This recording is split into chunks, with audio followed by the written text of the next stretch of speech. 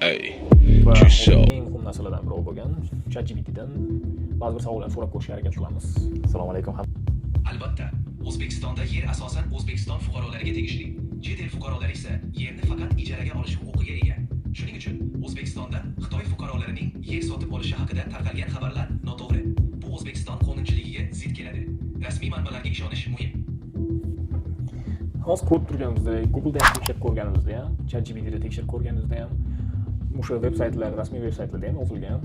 Masalan, xitoyliklar O'zbekiston ko'p joyini sotib olyapti yoki har xil joyga olib qo'yyapti deb aytishyapti-yu, masalan. Mana hozir ko'rib turganingizdek, Google'da ham, o'sha ChatGPTda ham hammasidan so'raganimizda ham bir xil javob aytyapti. Shunaqa davlatda narsalarni sotib olish aniq qilinmaydi. Ular faqat ijaraga beriladi, deyapti. Lekin